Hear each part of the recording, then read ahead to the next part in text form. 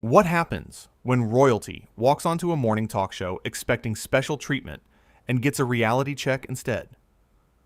In just 39 seconds, one outrageous comment from Prince Harry would turn a friendly interview into the most explosive television moment of the year.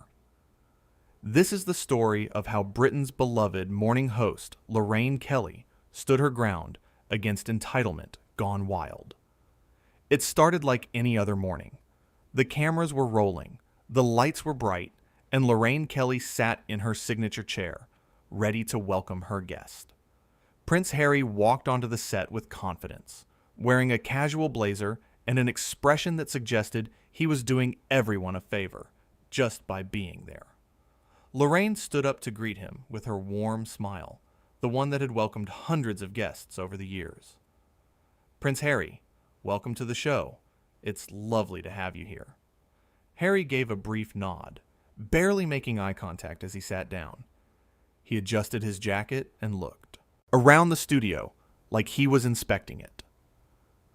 "Thank you for having me," he said, though his tone suggested otherwise.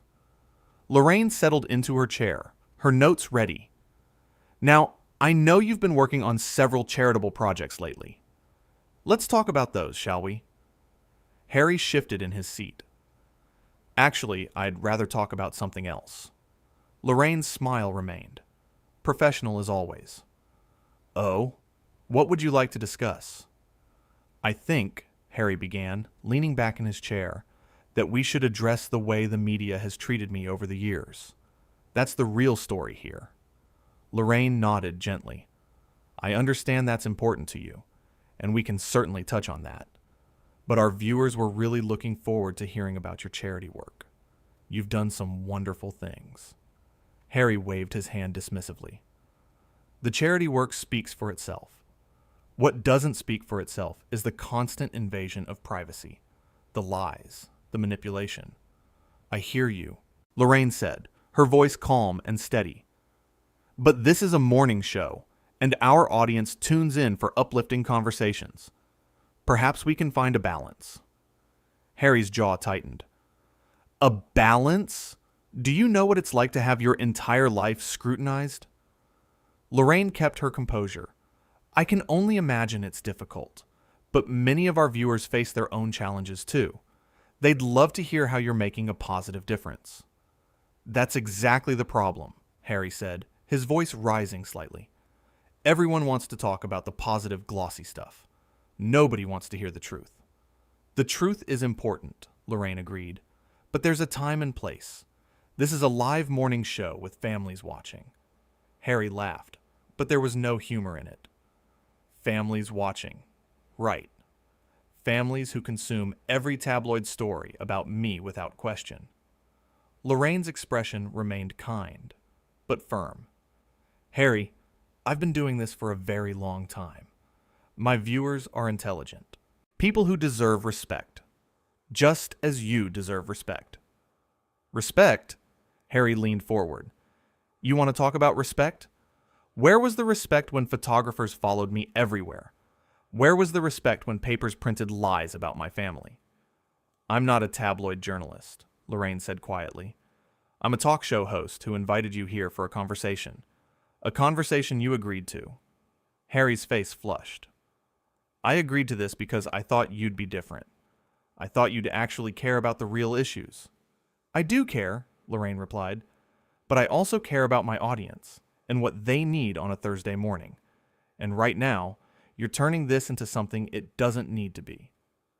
"Maybe it needs to be exactly this," Harry shot back. "Maybe people need to see how frustrated I am." Lorraine took a breath. "Being frustrated is valid, but taking it out on me and this show isn't fair. I'm not your enemy."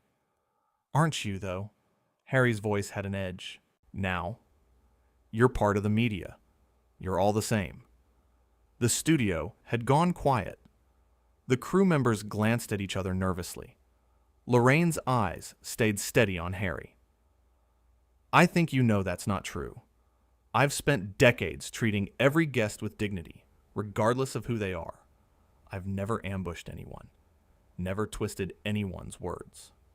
"Well, congratulations," Harry said sarcastically. You want a medal for doing the bare minimum? I want to have a respectful conversation, Lorraine said. That's all I've ever wanted. Harry stood up suddenly, startling everyone. You know what? I don't think you understand what it's like to be in my position at all. Lorraine remained seated, her voice even. You're right, I don't. But I do understand what it's like to work hard, to respect people, and to expect the same in return.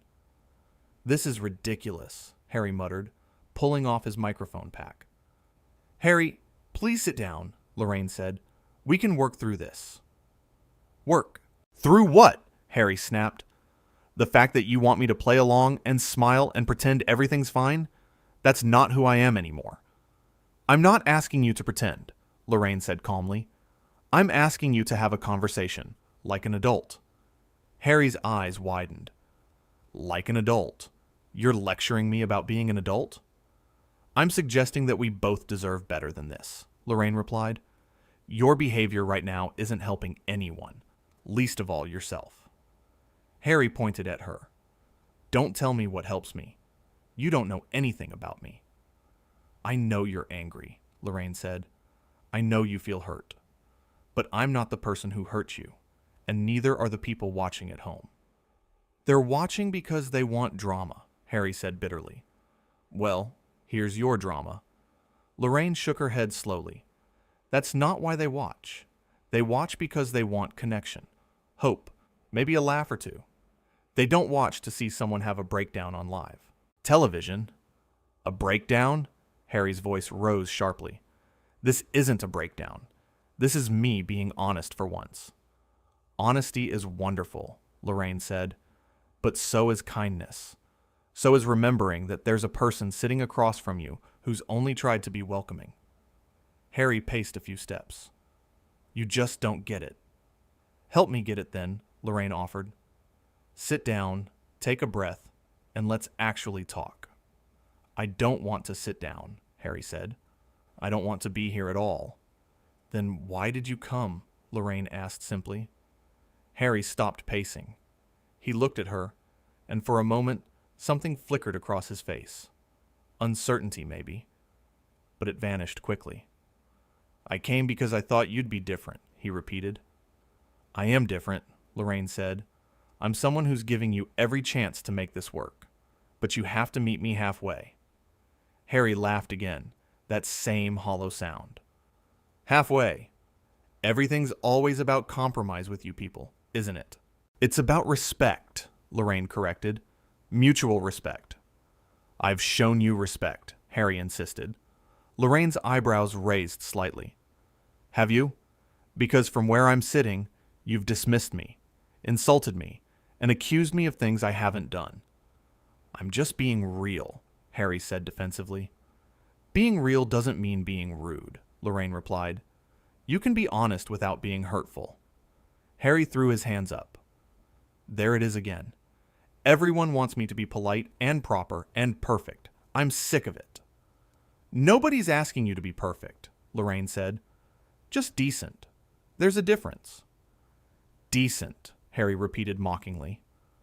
Like you? Yes, like me, Lorraine said without hesitation. I try to be decent to everyone who comes on this show. I try to create a space where people feel heard and valued. You're making that impossible right now.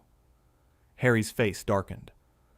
Maybe your space isn't as welcoming as you think it is. My space is exactly what you make of it, Lorraine said. And right now, you're choosing to make it hostile. I'm choosing? Harry's voice pitched higher. You're the one attacking me. I haven't attacked you once, Lorraine said firmly. I've asked you questions. I've listened. I've tried to redirect when things got heated. That's not an attack. That's me doing my job. Your job, Harry scoffed. Your job is to make me look good for your ratings. Lorraine's expression hardened slightly. My job is to have genuine conversations with people. Sometimes those conversations are easy. Sometimes they're challenging. But they're always meant to be respectful on both sides. Well, maybe I don't care about your version of respect, Harry said. The words hung in the air like smoke. Lorraine took a long breath. When she spoke again, her voice was quieter, but somehow stronger. Then I think we have a problem. Finally, something we agree on, Harry said. Harry, I've been very patient with you, Lorraine began. Patient? Harry interrupted. You've been condescending. I've been professional, Lorraine corrected, and I've tried to salvage this interview despite your best efforts to derail it. Salvage it? Harry's laugh was bitter. There's nothing to salvage. This was a mistake from the start. It didn't have to be, Lorraine said sadly. You could have come here, shared your story, connected with people. Instead, you've chosen to lash out. I'm not lashing out, Harry protested. You are, Lorraine said simply. And I think you know it. Harry grabbed his jacket from the back of the chair. I don't have to listen to this. No, you don't, Lorraine agreed. You're free to leave whenever you want. But before you do, maybe ask yourself what you're really angry about. Because I don't think it's me. Harry froze for a moment. His hand gripped the jacket tightly. You know what your problem is, he said, turning back to face her. You think you're better than everyone else. You sit there with your kind smile and your gentle voice, and you judge people. I don't judge people, Lorraine said. I observe behavior. And your behavior today has been concerning. Concerning, Harry repeated. That's a nice way of saying you think I'm out of control. I think you're upset, Lorraine said. I think you came here with a lot of pain and anger, and instead of channeling it productively, you're directing it at the nearest target, which happens to be me. Harry's jaw clenched. You don't know anything about my pain. You're right, I don't, Lorraine acknowledged, but I do know that taking it out on others won't make it go away. Stop trying to therapize me, Harry snapped. I'm not, Lorraine said. I'm just being honest with you. The same honesty you claim to value so much. Harry looked away. This is pointless. It doesn't have to be, Lorraine said one more time. You can still sit down. We can still have a real conversation. A real conversation, Harry said slowly. You mean the one where I say what you want me to say? I mean one where we both listen and both speak truthfully, Lorraine said. Is that really so impossible? Harry shook his head. For someone like you? Yes. Someone like me, Lorraine repeated. And what kind of person am I, Harry? You're the kind who pretends to care, but really just wants a good show, Harry said. Lorraine's eyes flashed, just for a second. That's unfair, and you know it. Is it? Harry challenged. Yes, Lorraine said firmly. Because if all I wanted was a good show, I would have let you continue this tantrum without saying a word. I would have let you embarrass yourself completely. Instead, I've tried repeatedly to help you, to guide this conversation somewhere meaningful. But you keep refusing. I don't need your help, Harry said. Everyone needs help sometimes, Lorraine replied. There's no shame in that. I didn't come here for a lecture, Harry said, and I didn't. Invite you here to be disrespected in my own studio, Lorraine countered. Yet here we are. Harry's face flushed again. You really think you're something special, don't you? I think I deserve basic courtesy, Lorraine said. The same courtesy I've extended to you despite everything. Despite everything, Harry mocked. You make it sound like I've committed a crime. You've been rude, dismissive, and hostile, Lorraine listed calmly. On live television. To someone who invited you into her space with nothing but good intentions. Good intentions, Harry muttered. Everyone always has good intentions. Maybe because most people are actually trying to do good, Lorraine suggested. Have you considered that? I've considered that people say one thing and do another, Harry said. And have I done that? Lorraine asked directly. Have I said one thing and done another today? Harry hesitated, just for a moment. You're twisting things around, he finally said. I'm asking a straightforward question, Lorraine said. Have I been dishonest with you in any way? You're being dishonest right now by pretending this is a normal interview, Harry said. It was meant to be, Lorraine said. You're the one who made it abnormal. There you go again, Harry said. Blaming me for everything. I'm not blaming you for everything, Lorraine said patiently. I'm holding you accountable for your choices in this moment. That's different. Accountable, Harry laughed. Who are you to hold me accountable? I'm the host of this show, Lorraine said quietly. And in this space, I set the standards for how people treat each other. Harry's eyes narrowed. Is that a threat? It's a fact, Lorraine said. And the fact is, if you continue speaking to me this way, I'm going to have to ask you to leave.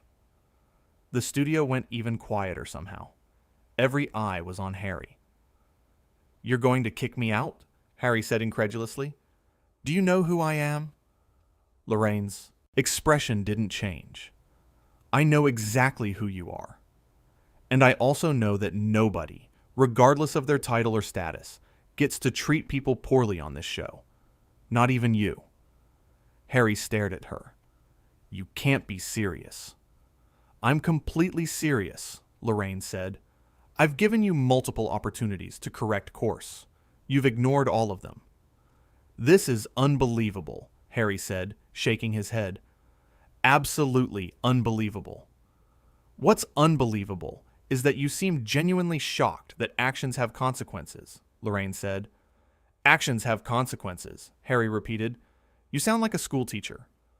Maybe you need a reminder of some basic lessons, Lorraine said, like how to treat people with kindness, how to take responsibility for your words, how to recognize when you're in the wrong. I'm not in the wrong, Harry insisted. Then why is everyone in this studio looking at you like you are? Lorraine asked. Harry glanced around. The crew members quickly looked away. They work for you, Harry said. Of course they're on your side. They're not on anyone's side, Lorraine said. They're professionals who are watching one person behave professionally and another person behave like a child. Harry's face went red. Did you just call me a child? I said you're behaving like one, Lorraine clarified. There's a difference. That's the same thing, Harry argued. No, it's not, Lorraine said. One is about who you are. The other is about what you're choosing to do right now. You can always choose differently. I don't want to choose differently, Harry said stubbornly. Then I'm afraid we're done here, Lorraine said. Harry blinked. What? We're done, Lorraine repeated. This interview is over. You can't just end it, Harry said. I can, and I am, Lorraine said. She looked directly at the camera. I apologize to our viewers for this disruption. We'll be taking a short break and returning with our next segment. Don't you dare cut to commercial, Harry said. Lorraine ignored him, gesturing to her producer. I'm serious, Harry said, his voice rising. Don't you dare. Harry, you need to leave now, Lorraine said, standing up. I'm not going anywhere until I say what I came to say, Harry declared. You've said plenty, Lorraine replied, and none of it was what you came to say.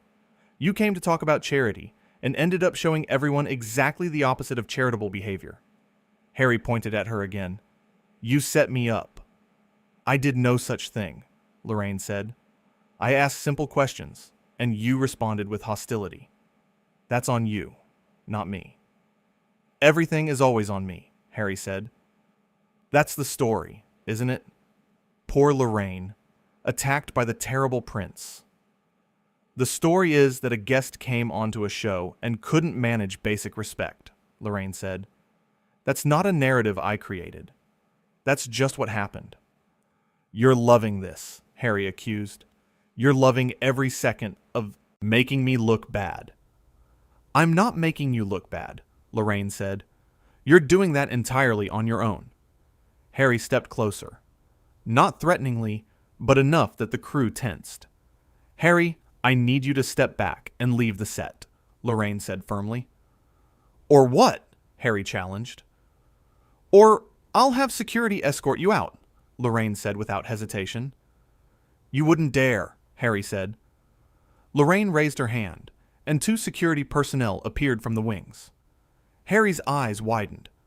"This is insane. You're insane." "I'm protecting my show and my team," Lorraine said. "Something I should have done sooner." "Your show," Harry spat. "Your precious show. That's all you care about." "I care about a lot of things," Lorraine said. "I care about honesty, kindness, and dignity. 3 things you've shown a complete lack of today." The security guards stood nearby, waiting. "Fine," Harry said suddenly. "Fine, I'll leave. But everyone watching needs to know what kind of person you really are." "They already know what kind of person I am," Lorraine said calmly. "I've been doing this for years. They've seen me at my best and my worst.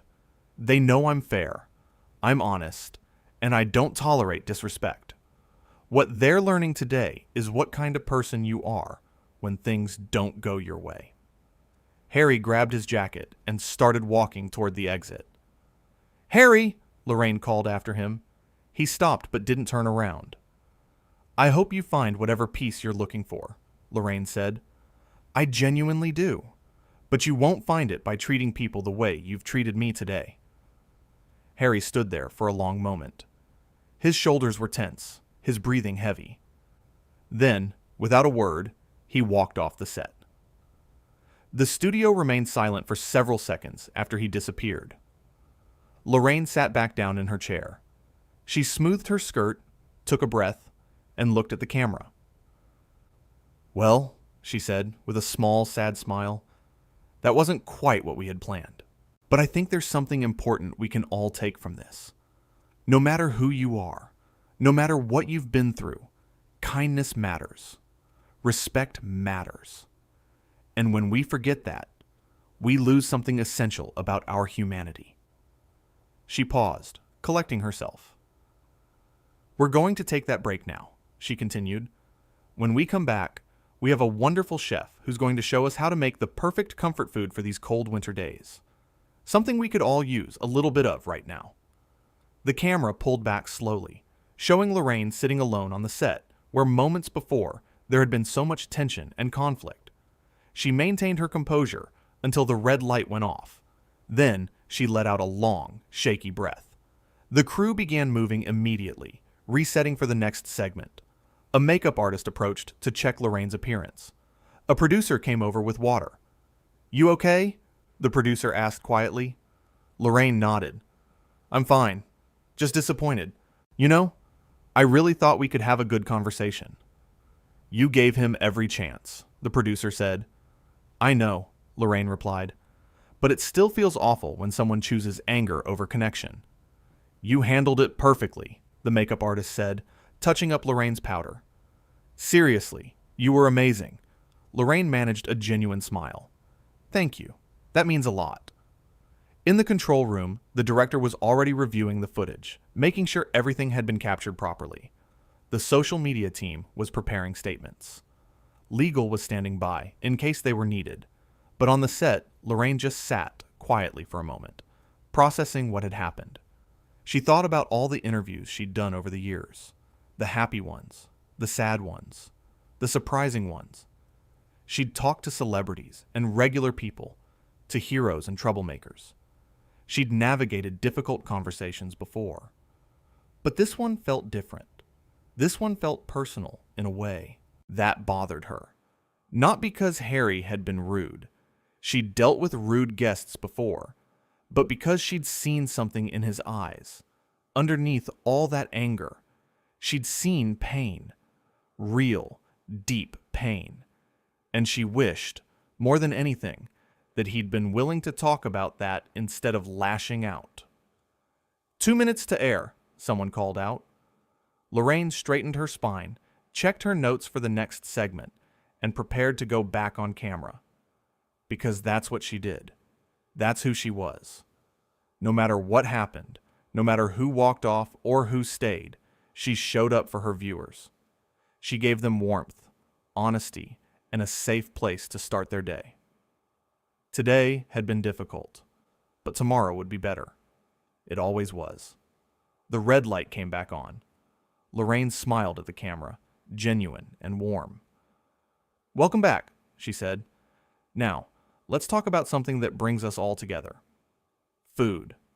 And just like that, the show continued. Because life goes on, even after the most dramatic moments. Even after someone walks away, the show and Lorraine Kelly always goes on.